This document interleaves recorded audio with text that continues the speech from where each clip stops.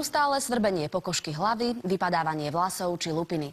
Vyskúšali ste už všetky dostupné prípravky a stále nič? Existuje alternatívna terapia, ktorá vraj vplýva na nerovnováhu v tele a zameriava sa na problémy pokožky hlavy. Predviedol nám ju kaderník, ktorý takto údajne lieči a pomáha ľuďom. Sakra do frasa, teraz som si umývala hlavu. Môj problém je v tom, že mám lupiny, hlavne, a teda plus aj vypadávanie vlasov. Mi to tak vadí, lebo som z toho taká smutná, je to také nepríjemné, hlavne keď je to vidieť. Mária už vyskúšala rôzne prípravky a keďže jej nič nepomohlo, rozhodla sa vyskúšať alternatívnu terapiu. Všetko prebieha na veľmi vysokej energetickej úrovni, čo znamená, že návonok pre vonkajšieho pozorovateľa v podstate nie je zjavné nič. Tento systém ako celok sa volá Arolo Atlantis Tifar. Tento systém je starý desiatok tisícok rokov a znovu objavil ho jeden terapeut, liečiteľ, médium, pochádzajúci z Nemecka, pán F. Eckhard Strom.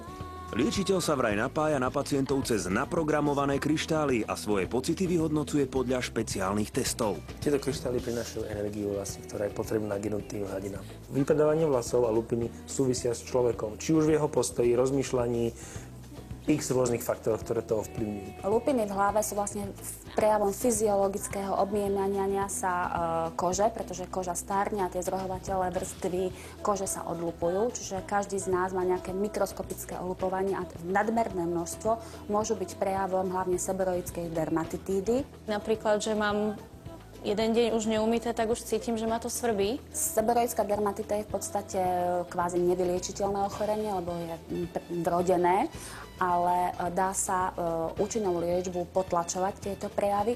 Môj priateľ je kaderník, takže on mi z kaderníctva doniesol všelijaké také vodičky, ale nič moc, veľmi to nezaberalo. Vypadávanie vlasov môže naväzovať práve na túto seborroickú dermatitídu, pretože to vlastne trvalý stav, kedy koža zapálená. My, terapeuti, liečiteľi, akokoľvek to nazveme, preferujeme a sme veľmi za to, že lekári a liečitelia sú dve skupiny ľudí, ktorí by mali spolupracovať.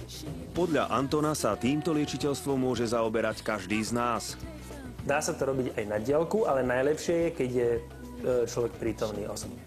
V rámci testovania Márie je priveľa energie niekde, čo sa môže prejavovať napríklad zápalami alebo horúčkou. V prenesenom zmysle prílišné mastenie vlasov tiež je prílišný ako zápal. Pacientke pravdepodobne podľa tohto rýchleho anamnestického vyšetrenia je to prejav tej seborroickej dermatitídy. To nie je o tom, tento systém, že vlastne ja jej teraz dám zdravie 1, tu máš do rúk, choď, si v poriadku, ale je to o tom, že vlastne tá energia jej priniesie tú možnosť nájsť riešenie na jej stav. Seborroická dermatitída je geneticky podmienené ochorenie a tie genetické podmienené ochorenia môžete vyliečiť len nejakým génovým inžinierstvom. Po terapii sa vraj Mária nesmie 12 hodín sprchovať, aby sa jej neodplavila energia. Termín najbližšej terapie sa určuje testom. Je to test, ktorý akoby oslovoval nejakú živý organizmus, ktorý v podstate reaguje na našu požiadavku. Som vytestoval, že by sa to hodilo o 9 dní opäť. Liečenie ochorenia vraj trvá tak dlho, ako samotný problém pretrváva. Mária preto bude chodiť na terapie a o mesiac vám ukážeme, aké budú výsledky jej zdravotného stavu. O chvíľu vám odpovieme na otázku, či sú rozdiely medzi malými chlapcami a dievčatkami veľké alebo nepatrné.